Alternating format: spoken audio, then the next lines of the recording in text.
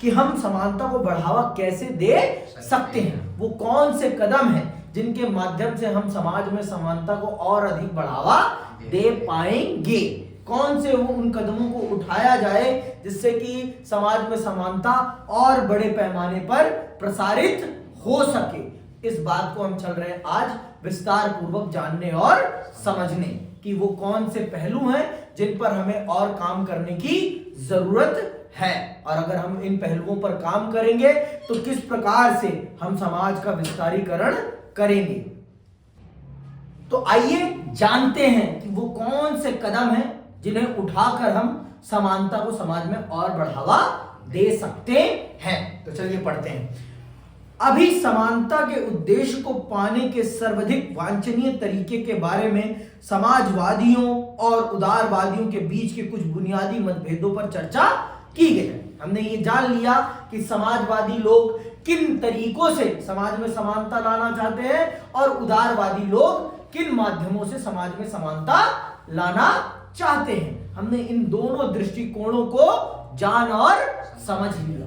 अब हम चल रहे हैं नए दृष्टिकोणों को जानने और समझने कि और इनके अलावा कौन से वो तरीके हैं जिनके माध्यम से समाज में समानता को बढ़ावा दिया जा सकता है। इन दोनों के तरीकों को हमने जाना ना।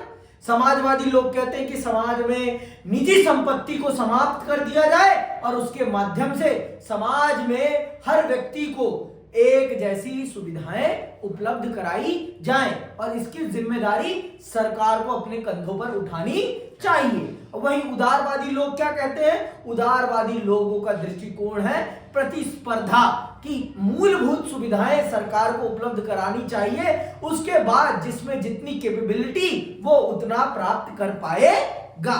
वो किस पर जोर देते हैं? प्रतिभा पर और कॉम्पिटिटिवनेस पर। कौन? उदारवादी लोग, लिबरल लोग, उनका यह दृष्टिकोण होता है। ठीक है, आगे सुनो। उदारवादियों के बीच के कुछ बुनियादी मतभेदों पर चर्चा की गई, जबकि इन अलग अलग दृष्टिकोणों के तुलनात्मक गुणों और सीमाओं पर विश्व भर में बहस हो रही है। आज भी यह विचार करना जरूरी है कि समानता की ओर बढ़ने के लिए कौन से सिद्धांत और नीतियां आवश्यक होंगी। कौन से सिद्धांत और नीतियां आवश्यक होंगी, यह आज भी चर्चा का विषय बना हुआ है। आज भी इस पर चर्चा चल रही है, क्योंकि इन दोनों ही विचारधाराओं को समझने के बाद लोगों को यह पता चला कि ये भी पूरी तरीके से समाज में समानता लाने में सफल नहीं है। हम मानते हैं कि इनके अंदर ब्रॉड चीजें हैं जो समाज में होनी चाहिए, लेकिन संपूर्ण तौर पर ये समाज में वो बदलाव लाने के काबिल नहीं है। इनमें भी कुछ बदलाव होने चाहिए जिससे कि समाज में समानता को बढ़ावा दिया जा सके। समझ में आई बात कि अभी भी नहीं आई? आगे सुनो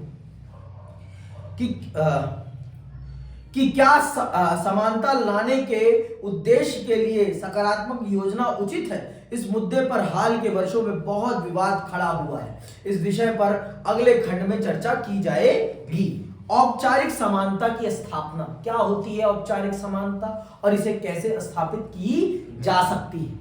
आइए जानते हैं और समझते हैं इसको विस्तार पूर्वक कि क्या होती है औपचारिक समानता और इसे कैसे स्थापित किया जा सकता है समाज में। तो सुनिएगा, समानता लाने की दिशा में पहला कदम असमानता और विशेषाधिकारों की औपचारिक व्यवस्था को समाप्त करना होगा। दुनिया भर में सामाजिक, आर्थिक और राजनीतिक असमानताओं को कुछ रीति रिवाजों और कानूनी व्यवस्थाओं से संरक्षित रखा गया है।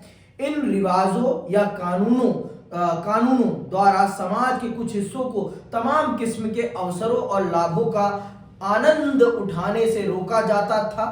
बहुत सारे देशों में गरीब लोगों को मताधिकार से वंचित रखा जाता था। महिलाओं को बहुत सारे व्यवसाय और गतिविधियों में भाग लेने की इजाजत नहीं थी। भारत में जाति व्यवस्था निचली जातियों को शारीरिक श्रम के अलावा कुछ भी करने से रोकती थी। कुछ देशों में केवल कुछ खास परिवारों के लोग ही सर्वोच्च पद तक पहुंच सकते थे। तो सबसे पहले हमें इन सभी विभेदों को समाप्त करना पड़ेगा। हमें सामाजिक तौर पर, राजनीतिक तौर पर और आर्थिक तौर पर देश में रह रहे हर नागरिक को समान अवसर उपलब्ध कराना पड़ेगा, तब जाके समानता की औपचारिक बुनियाद पैदा होगी, औपचारिक बुनियाद रखी जा सकेगी। और जब तक हम इन सब चीजों को टेक्निकली नहीं करेंगे तब तक कोई फायदा नहीं होने वाला है। समझ में आई बात? जब तक समाज में इन विभेदों को, ये जो छोटे छोटे विभेद हैं जो समाज में सबसे ज्यादा दंश पैदा करने का काम करते हैं, जब तक इनका समापन नहीं होगा तब तक किसी भी चीज का समापन नहीं हो सकता है। किसी भी चीज का समापन नहीं हो सकता है। समझ में आई बात कि अभी भी नहीं आई है? आगे सुनो। समानता की प्राप्ति के लिए जरूरी है कि से सभी निषेध या विशेषाधिकारों का अंत किया जाए। चूंकि ऐसी बहुत सी व्यवस्थाओं को कानून का समर्थन प्राप्त है, इसीलिए जरूरी होगा कि सरकार और कानून असमानता की व्यवस्थाओं को संरक्षण देना बंद करे। हमारा संविधान ने भी यही किया है। संविधान धर्म, नस्ल, जाति, लिंग या जन्म स्थान के आधार पर भेदभाव करने का निषेध करता है। हमारा संविधान छुआछूत की प्रथा का भी उन्मूलन करता है। अधिकतर आधुनिक संविधान और लोकतांत्रिक सरकारें औपचारिक रूप से समानता के सिद्धांत को स्वीकार कर चुकी हैं और इस सिद्धांत को जाति, नस्ल, धर्म या लिंग पर ध्यान दिए बिना सभी नागरिकों को कानून के एक समान बर्ताव के रूप में समाहित किया है। तो हमारे देश का संविधान न धर्म के आधार पर, न जाति के आधार पर, न लिंग के आधार पर, न जन्म स्थान के आधार पर, किसी भी आधार पर भेदभाव नहीं करता है। हमारे देश के संविधान के आगे भारत का हर एक नागरिक एक समान है और किसी के साथ भी कोई भेदभाव नहीं किया जा सकता। किसी के साथ भी किसी भी प्रकार का भेदभाव नहीं किया जा सकता है। यह है भारत के संविधान की विशेषता। यह है भारत के संविधान की प्रमुख विशेषता। समझ में आई बात कि अभी भी नहीं आए बाबू मोशाय? पक्का? तो ये है औपचारिक समानता। ये है, इसे कहते हैं औपचारिक समानता। औपचारिक में क्या आती है? राजनीतिक, सामाजिक और आर्थिक तौर पर, कानूनी तौर पर यह मान्यता प्रदान की जाए कि किसी भी आधार पर समाज में किसी के साथ कोई भेदभाव नहीं किया जाएगा, तो उसे कहते हैं औपचारिक समानता। तो भारत का संविधान अपने देश के हर नागरिक को एक दृष्टिकोण से देखता है, उनमें किसी भी प्रकार का कोई भेदभाव नहीं रखता है। समझ में आगे बात कि नहीं आई? अब आते हैं विभेद मूलक समानता। क्या है? विभेदक बर्ताव द्वारा समानता। अब भाई देखो, अब एक बात बताओ, एक दिव्यांग व्यक्ति है, एक दिव्यांग व्यक्ति है जो पांव से नहीं चल सकता, जो पांव से नहीं चल सकता, तो अगर हम उसे जो नॉर्मल सीढ़ियां हैं उससे चढ़वाते हैं तो क्या ये उसके साथ समानता का बर्ताव है? उसके लिए हमें किस प्रकार की सुविधाएं करनी चाहिए? हमें उसके लिए एक व्हील चेयर और एक रैंप वाली सीढ़ी का निर्माण करना चाहिए। तो इसे कहेंगे उसके साथ समानता का बर्ताव। इसे कहते हैं विभेद मूलक समानता। इसे क्या कहते हैं? विभेद मूलक समानता। क्या कहते हैं? विभेद मूलक समानता। समझ में आई बात? विभेद मतलब थोड़ा सा भेदभाव के साथ समानता को स्थापित करने का काम किया जाता है। थोड़ा सा भेदभाव किया हमने और समानता स्थापित कर दी। ठीक है, आगे सुनो ध्यान से। जैसा कि हम देख चुके हैं, समानता के सिद्धांत को यथार्थ में बदलने के लिए औपचारिक समानता या कानून के समक्ष समानता आवश्यक तो है, लेकिन पर्याप्त नहीं। कभी कभी यह सुनिश्चित करने के लिए कि लोग समान अधिकारों के उपभोग कर सकें, उनसे अलग अलग बर्ताव करना आवश्यक होता है। इस उद्देश्य से लोगों के बीच कुछ अंतरों को ध्यान में रखना होता है। उदाहरण के लिए विकलांगों की, आ गई ना बात, विकलांगों की सार्वजनिक स्थानों पर विशेष ढलान वाले रास्तों की मांग न्यायोचित होगी, क्योंकि इससे ही उन्हें सार्वजनिक भवनों में प्रवेश करने का समान अवसर मिल सकेगा। इस तरह रात में कॉल सेंटर में काम करने वाली महिला को कॉल सेंटर आते जाते समय विशेष सुरक्षा की जरूरत हो सकती है।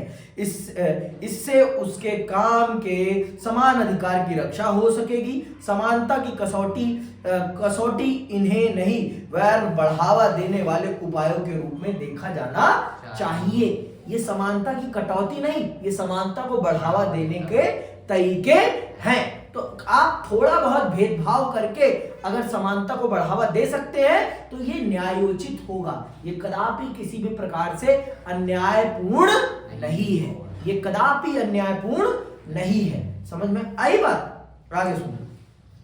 किस तरह के विभेद अवसरों तक समान पहुंच को बाधित करते हैं और इन बाधाओं को दूर करने के लिए किस तरह की नीतियां अपनाई जानी चाहिए। आजकल इस तरह के सवालों पर लगभग हर समाज में चर्चा हो रही है। कुछ देशों ने अवसरों की समानता बढ़ाने के लिए सकारात्मक कार्रवाई की नीतियां अपनाई हैं। अपने देश में हमने आरक्षण की नीति अपनाई है। अगले खंड में सकारात्मक कार्रवाई के विचार को समझने का प्रयास करेंगे। हम सकारात्मक कार्रवाई के परिप्रेक्ष्य में अपनाई गई कुछ नीतियों और उठाए गए कुछ मुद्दों को भी समझेंगे। ठीक है, तो आइए जानते हैं कि क्या है सकारात्मक कार्रवाई, किसे कहते हैं सकारात्मक कार्रवाई, और ये किस प्रकार से समाज में एक विभेद के साथ समाज को समानता के रास्ते पर लेकर चलने का काम करती है। कैसे करती है ये समाज को समानता के रास्ते पर लेकर चलने का काम, इसको भी हम विस्तार पूर्वक जान और समझ लेते हैं। बहुत विस्तार पूर्वक जान और समझ लेते हैं। तो चलिए, सकारात्मक कार्रवाई इस विचार पर आधारित है कि कानून द्वारा औपचारिक समानता स्थापित कर देना पर्याप्त नहीं है। औपचारिक समानता से समानता नहीं आने वाली, हमें कुछ विभेद करना ही पड़ेगा। जैसे कि भारत में दलितों के साथ, आदिवासियों के साथ एक लंबे समय तक भेदभावपूर्ण व्यवहार किया गया, उन्हें मूलभूत सुविधाओं से वंचित रखा गया, उन्हें शिक्षा से कोसों दूर रखा गया। तो अगर उन्हें समाज के मुख्य धारा में जोड़ना था तो उनके साथ कुछ भेदभावपूर्ण बर्ताव करके उन्हें कुछ विशेष सुविधाएं देना आवश्यक था।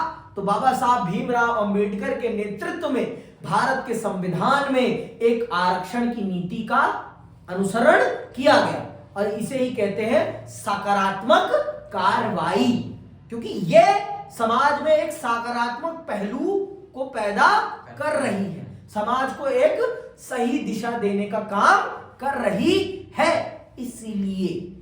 इसीलिए ये बहुत जरूरी है, ये बहुत जरूरी है।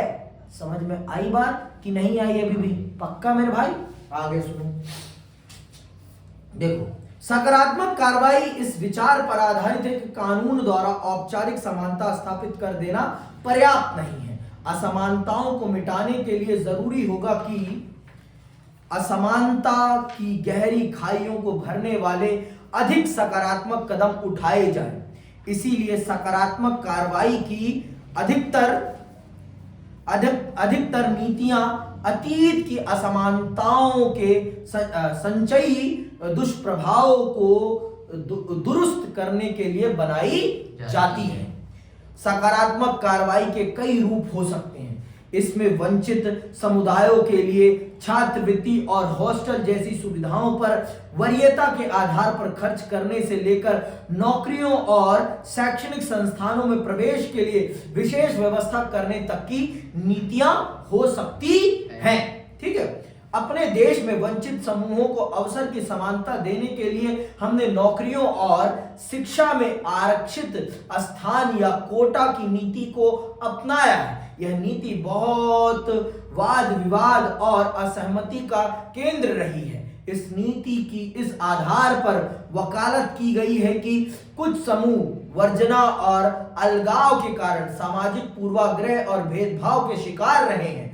जो समुदाय अतीत में पीड़ित और समान अवसरों से वंचित रहे हैं, उनसे यह अपेक्षा नहीं की जा सकती कि वे अन्य लोगों के समानता के आधार पर प्रतिस्पर्धा करें। इसीलिए एक समतामूलक और न्यायपूर्ण समाज के निर्माण के हित में उनको विशेष आरक्षण और सहायता देने की आवश्यकता है। समझ में आई बात? तो भारत के संविधान ने इस चीज को समझा, भारत के संविधान निर्माताओं ने इस चीज को समझा, और जिन लोगों के साथ अतीत काल में बहुत बुरा बर्ताव हुआ है, उनको उस आधार पर आरक्षण देने का काम किया गया है। ठीक है।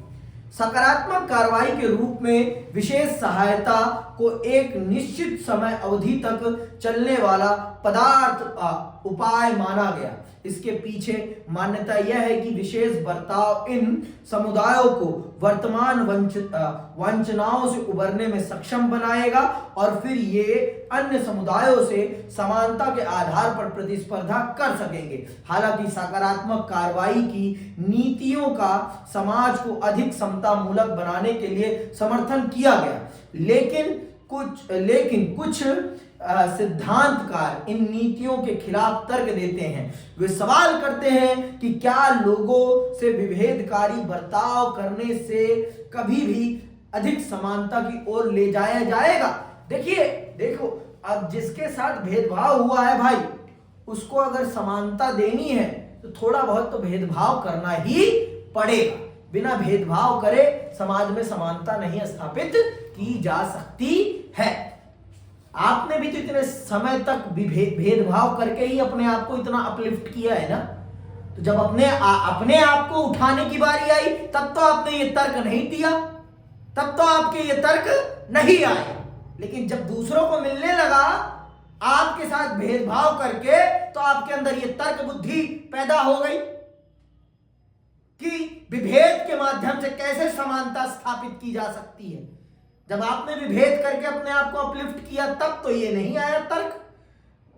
तब ये तर्क कहां चला गया था? समझ में आई बात? तो भारत के संविधान निर्माता इतने बच्चे नहीं थे, वो बहुत पढ़े लिखे लोग हैं, और उन्होंने जो किया वो बहुत सोच समझ के साथ किया, बहुत ज्यादा सोच समझ के साथ उस काम को उन्होंने अंजाम दिया और आगे बढ़ाया समाज को। ठीक है, आगे सुनो। सकारात्मक विभेदीकरण, खासकर आरक्षण की नीतियों के आलोचक इन नीतियों के खिलाफ तर्क देने के लिए समानता के सिद्धांत का सहारा लेते हैं। इनका मानना है कि वंचितों को उच्च शिक्षा या नौकरियों में आरक्षण या कोटा देने का कोई भी प्रावधान अनुचित है, क्योंकि यह मनमाने तरीके से समाज के अन्य वर्गों को समान व्यवहार के अधिकार से वंचित करता है। आलोचकों का कहना है कि आरक्षण भी एक तरह का भेदभाव है। समानता की मांग है कि सब लोगों से बिल्कुल एक तरह से व्यवहार हो। अगर ये बात है तो सबको एक समान प्रॉपर्टी बांट दी जाए, संसाधन एक समान दे दिए जाए, फिर देखते हैं बात, फिर करते हैं ये समानता का फिर खेलते हैं ना। जितने भी संपत्ति है उनका पुनर्वितरण होना चाहिए, मैं भी रखता हूं। तब चलो, जो बाप दादा ने कमा के चोरी से इतना कमाया है वो सब बांटो, फिर करते हैं समानता वाली बातचीत, फिर समानता खेलेंगे। फिर खेलने के लिए हम तैयार हैं। आपके पूर्वजों की डिग्रियां सब कैंसिल होनी चाहिए, फिर खेलते हैं समानता करनी है ना। तो प्रारंभ लाइन, स्टार्टिंग लाइन एक बराबर, स्टार्टिंग सिचुएशन से एक बराबर, सब कुछ एक बराबर हो ना, सब कुछ एक बराबर। जब तक सब कुछ एक बराबर नहीं होगा तब तक चीजें बेहतर नहीं हो सकती हैं, तब तक चीजें बेहतर हो ही नहीं सकती किसी भी कीमत पर। अब किसी का बेटा पढ़ रहा है हार्वर्ड में और किसी का बेटा पढ़ ही नहीं पा रहा, तो इनके बीच में समानता है? तो इसको, जिसको कुछ नहीं मिल रहा, अगर इसको आगे बढ़ाना है तो इसको कुछ ना कुछ विशेष देना पड़ेगा कि नहीं देना पड़ेगा? देना पड़ेगा। हाँ, बीमार बच्चे को ठीक करना है तो उसे एक्स्ट्रा भोजन देना पड़ेगा या नहीं देना पड़ेगा? स्पेशल डाइट देनी पड़ेगी या नहीं देनी पड़ेगी? उसकी स्पेशल देखभाल करनी पड़ेगी या नहीं करनी पड़ेगी? बताओ मुझे। करनी पड़ेगी ना। अब बीमार पड़ते हो तो तुम्हें तुम्हारा ज्यादा ध्यान रखा जाता है या कि तुम्हारे भाई का? क्यों? क्योंकि तुम बीमार हो, तुम्हें ठीक करना है। तो जो बच्चा, जो समाज इतने समय से बीमारी से ग्रसित है, मानसिक बीमारी, सामाजिक बीमारी, राजनीतिक बीमारी, अगर उसे अपलिफ्ट करना है, उसे कुछ एक्स्ट्रा दवाई, एक्स्ट्रा भोजन, एक्स्ट्रा डाइट देनी पड़ेगी या नहीं देनी पड़ेगी? स्वाभाविक सी बात है। तो आरक्षण वही एक्स्ट्रा डाइट है, एक्स्ट्रा डाइट है, ठीक है, उस बीमार बच्चे के लिए। ठीक, आगे सुनो। जब हम ये पढ़ लिया ना पूरा? नहीं, जब हम व्यक्तियों के बीच जाति या रंग के आधार पर अंतर करते हैं, तब हम जातिगत और नस्लगत पूर्वाग्रहों और भी मजबूत कर रहे होते हैं। इन सिद्धांतकारों के लिए उन सामाजिक विशिष्टताओं को समाप्त करना महत्वपूर्ण है जो समाज को विभाजित करती हैं। इस बहस की रोशनी में यह प्रासंगिक होगा कि व्यक्ति के समान अधिकारों और राज्य के निर्देशक सिद्धांतों के रूप में समानता के बीच फर्क किया जाए। व्यक्ति का किसी शैक्षणिक संस्थान में प्रवेश या सार्वजनिक क्षेत्र में रोजगार पाने का समान अधिकार है, लेकिन प्रतिस्पर्धा उचित होनी चाहिए। जब कभी कुछ सीमित स्थानों या नौकरियों के लिए प्रतिस्पर्धा हो, तब वंचित समूहों के लोग लाभकारी स्थिति के शिकार हो सकते हैं। ऐसे शिक्षार्थी जो अपने समुदाय में पढ़ने वालों की पहली पीढ़ी से आते हैं, अर्थात जिनके माता पिता और पूर्वज अशिक्षित रहे हों, अपनी जरूरतों और परिस्थितियों के मामले में पढ़े लिखे परिवारों के छात्रों से बहुत अलग होते हैं। दलित, स्त्री या वर्जना और वंचना के शिकार अन्य श्रेणियों से आने वाले सदस्य कुछ विशेष सहायता के पात्र और अधिकारी होते हैं। इस विशेष सहायता को उपलब्ध कराने हेतु राज्य को समानता लाने वाली सामाजिक नीतियां बनानी चाहिए। इन नीतियों से और उन्हें अन्य लोगों के साथ प्रतिस्पर्धा करने का उचित अवसर मिल सकेगा। तथ्य यह है कि शिक्षा और स्वास्थ्य सुविधा के क्षेत्र में भारत में वंचित जनसंख्या के लिए जितना किया जाना चाहिए था, उससे बहुत कम किया गया है। स्कूली शिक्षा के स्तर पर असमानताएं चौंकाने वाली हैं। ग्रामीण और शहरी झोपड़पट्टी के बहुत सारे गरीब बच्चों के स्कूल जाने की संभावना नहीं के बराबर है। यदि उन्हें अवसर मिल भी गया, तब उनके स्कूल के पास उन्हें देने के लिए कुछ नहीं होता। खासकर अभिजात वर्गीय स्कूलों की सुविधाओं की तुलना में ये बच्चे कुछ असमानताओं के साथ स्कूल में प्रवेश लेते हैं। ये असमानताएं उनका पीछा नहीं छोड़ती और योग्यता बढ़ाने या नौकरी पाने की संभावनाओं पर लगातार चोट पहुंचाती रहती हैं। ये छात्र अभिजात समझे जाने वाले व्यावसायिक पाठ्यक्रमों में प्रवेश पाने में बाधाओं का सामना करते हैं, क्योंकि उनके पास विशेष कोचिंग के लिए जरूरी संसाधनों का अभाव होता है। व्यावसायिक पाठ्यक्रमों की फीस भी इतनी ज्यादा होती है कि उससे भी एक घेराबंदी जैसी हो जाती है। परिणाम स्वरूप वे अधिक विशेषाधिकार और सुविधाओं वाले वर्गों से समानता के आधार पर प्रतिस्पर्धा नहीं कर सकते।